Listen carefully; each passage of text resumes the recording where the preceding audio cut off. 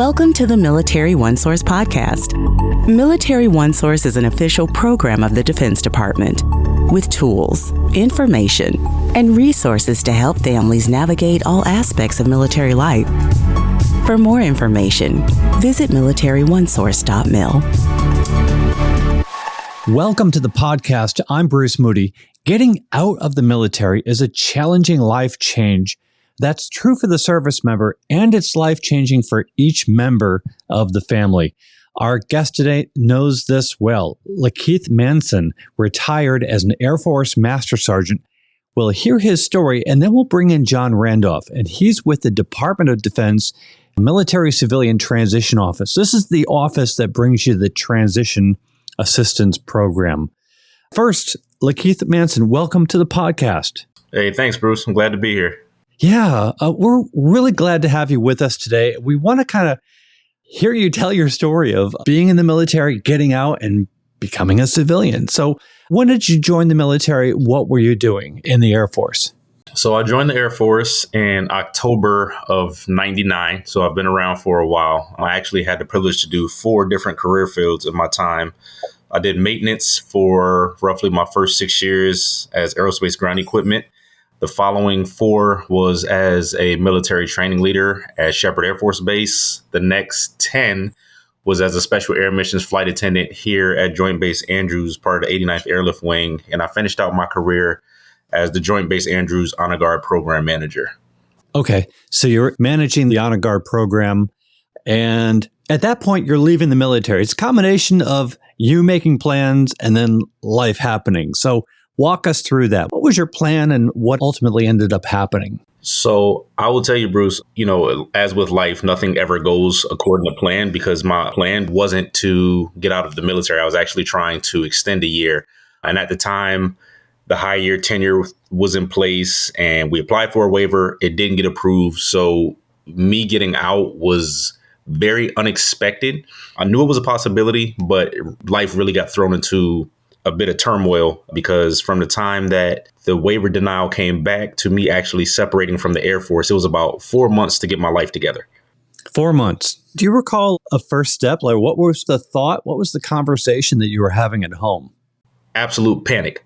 It was confusion, what to do, what happens now. When I found out that the waiver was denied, I didn't even know where to turn. So luckily, my Military Family Readiness Center was right there to pick me up. The team at JBA is absolutely amazing.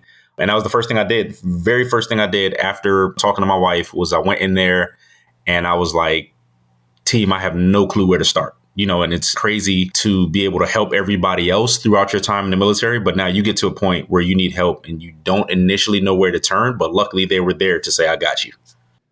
So when they say they've got you, does that mean the Transition Assistance Program? Is that part of what they're offering? It's exactly what they were offering. So right off the bat, they said, hey, we need to get you set up for TAP, get you in here so that we can try to make this transition as smooth as possible. But, with 4 months, it's kind of hard to say anything is going to be smooth. But when I tell you that they made it tremendously bearable and smooth, I don't think I'd be in the space that I am without them.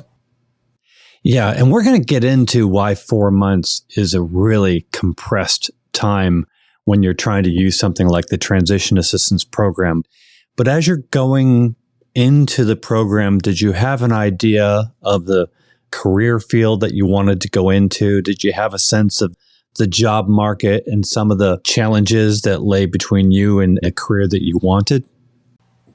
So I honestly didn't know the career that I wanted. The only thing that I knew was that I wanted to continue to work with people in whatever capacity that was, continuing to use a lot of the skill sets that the military gave me with whether it's program management or customer service, something of that nature. I just wanted to be able to be an asset to whatever company that I became a part of. But like I said, at the time, I didn't really know what avenue that was going to be. And luckily, that's kind of where TAP came into play, helping me, whether it was, hey, we have the Department of Labor track if you want to, go back GS or, these are your options when it comes to if you're going to go contracting. But either way, you're going to have a resume built and different things and LinkedIn. There was so many things going on, so much information that helped me to kind of get in the right frame of mind to get ready for this transition.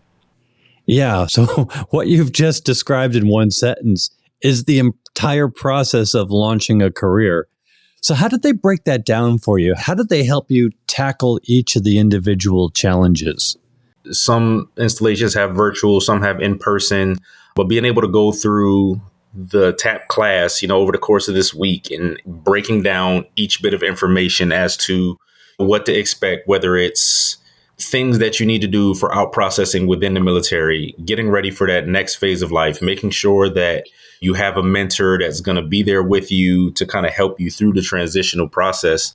It's a lot of information. It is definitely a lot of information. I think that's what was tough for me initially, was there was so much information that was all good information. It was trying to pick which one was more applicable at the time for me. Yeah, a lot of people that we talk to describe TAP as a fire hose. And I suppose it would be, especially if you're going in 4 months out from your retirement date or your separation date. Do you have any stories to share regarding, the transition process? Were there any breakthrough moments, ups, downs, anything you want to share with us? Some of the ups and downs was going from being this person that was needed as a senior NCO, as a big A airman, to transitioning to a space of now you're kind of off in the lost and the gray and going into something that it is the first time for everybody, whether you're the lowest ranking airman that is separating or the highest ranking officer that's retiring. Retirement or separation a lot of times is a first for many people. So, the playing field is level and you don't know what you don't know. So for me, it was like, I've done all of these great things in the Air Force, but now I have to get out and start all over again. Where do I start? So it was honestly nerve wracking. It was terrifying. It was, how do I quantify and how do I sell my skill sets to be an asset to whatever corporation that I go to, whether that is, like I said, government service or going corporate like I am now. Those were the tough parts. But the amazing thing about TAP is that throughout the process, each day I became more confident in my skills and my ability that I was going to be okay. That even though, I'm 4 months away from retiring, that I'm going to be okay. And that was honestly the first time that I felt in the process of my waiver being denied to me actually retiring that everything is going to be fine. Yeah, and the whole everything is going to be fine moment is not to be dismissed. This is huge. LaKeith, you and I were talking earlier as we're preparing for this interview because I'm a retired Navy chief. And, for a lot of us, we joined the military. We walked into a recruiting office and we joined the military. And for the process of getting out of the military and launching a new career, for a lot of us, it's the first time we've really had to put together a resume, really had to prepare for a job search and interviews and that whole thing. It's almost as if we're going for our first real job. So let me ask you now, looking back, what are the sort of lessons that you would want to pass along to people who are still in uniform and are some time away from separating from the military? What I will say is that I wish I could have done TAP twice. That is one thing that I highly recommend for anybody. To the commanders that are going to listen to this, for the senior enlisted leaders that are going to listen to this, make this a priority for your members because life happens, right? Anything can happen at any given moment where your plans change to where your time in the uniform gets cut short, or you say it's time to move on to a new chapter. And I feel like sometimes we do our members a disservice by not forcing them to take care of themselves because we're so focused on completing our mission. Definitely take the time to take TAP twice. It is a lot of information and it will help you the second time to break down what information specifically you're going to need. Because like you mentioned, Bruce, it is definitely a fire hose of information. In addition to that, take the time to take care of yourself, making sure that you are investing in TAP and take it seriously. Like be awake, be engaged, be involved, ask questions. It is so much information out there and some of it you're going to have to dig through to get to the diamond that you need. But I promise you, when you do, you will be so much better for it. I don't think that I would be in the position that I am now with this amazing company I was lucky enough to get hired onto. So what are you doing now? So I am currently the corporate program manager for Advisory Technical Consultants, a veteran-owned business here based out of DC. And 80% to 85% of my team is all prior military. So from all branches, Army, Navy, Air Force, Marines, we're all represented, coming together to take care of the NCR in a consulting company. Fantastic. When did you start that job? I started this job on December 4th. So I was officially retired 1 November and I started working on 4 December.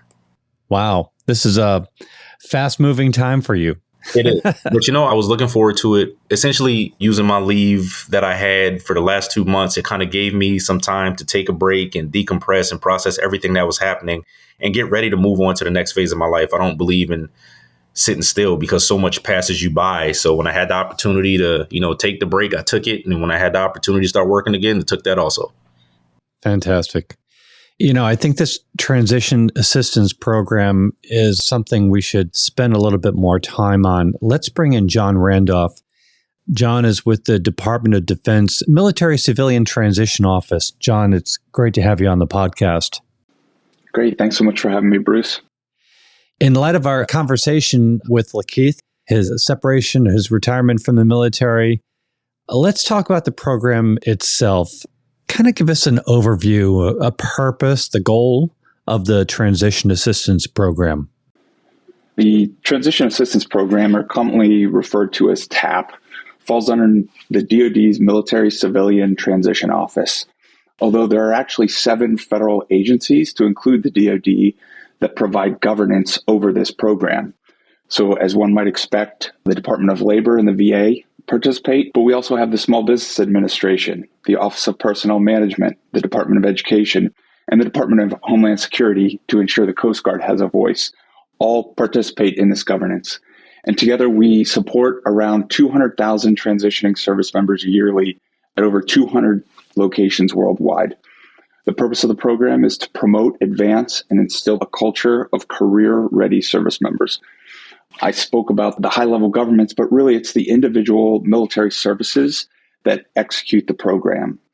And really it's a commander's program. So the commander, the command support team are integral in this process in assisting each service member in achieving their goals. Can you explain to me, when you talk about tapping a commander's program, what does that mean? Sure. Each commander is responsible for managing those underneath their command and the requirements of their mission.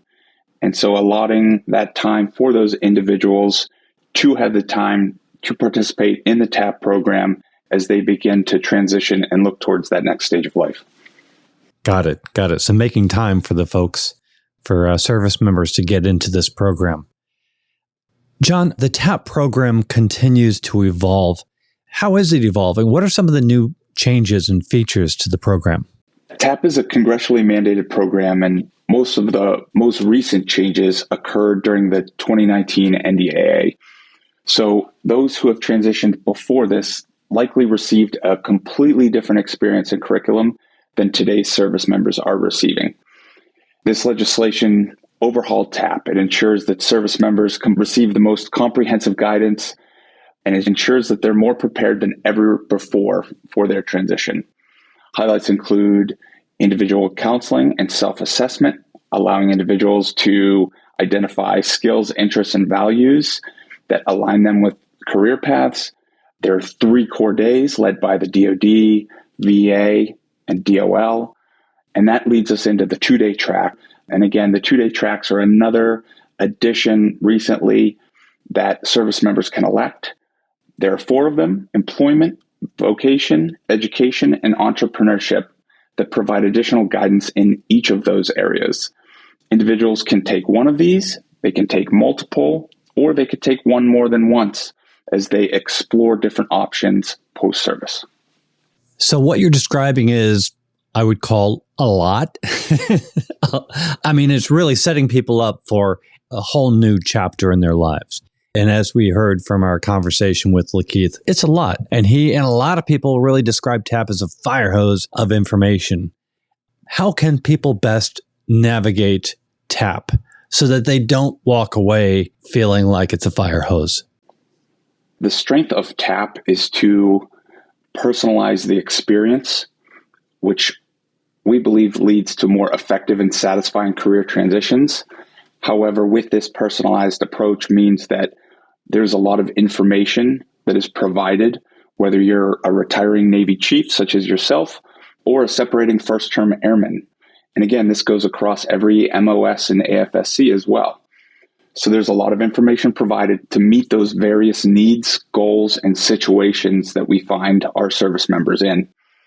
And so, again, this starts up front with individual counseling and self-assessment to identify individual needs early in the process, and then a transition plan is set. For all transitions, it takes two things, effort and time. And so service members, we encourage start TAP early, no later than 365 days for the anticipated date of separation, or 2 years prior to those that are retiring. This ensures that individuals can really maximize that year or 2 years processing, revisiting the information they are learning during this transition period. Recognize that we also make the curriculum available. This can be found at tapevents.mil. And so follow-on resources are accessible 24/7, 365 days a year, both pre and post-transition experiences. And again, what we're looking for is the ability to provide the space necessary for these individuals to explore research opportunities, identify skills, what are my interests, start building your network, planning for financial needs. Really, there's a lot that goes into it. And so by starting early, individuals, military families gain that time to evaluate their current situation against where they want to be post-separation, and they can make an informed decision.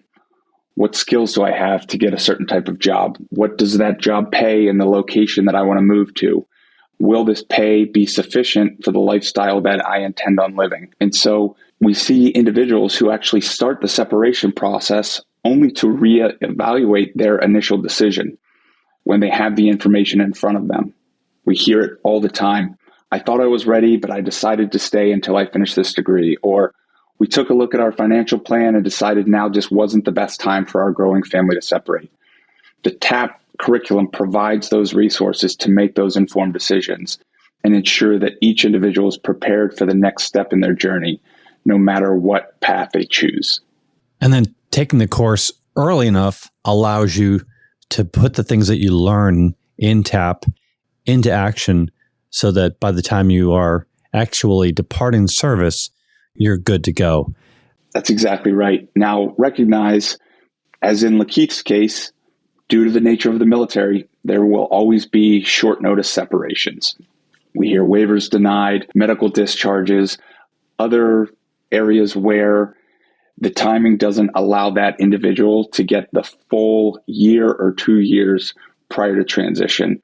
And so in these cases, where the service member may have additional needs as they approach their separation date and don't feel that they have the resources in place to assist them during this transition, the Transition Assistance Program actually provides warm handovers between that individual and partners who can assist and provide support in those areas.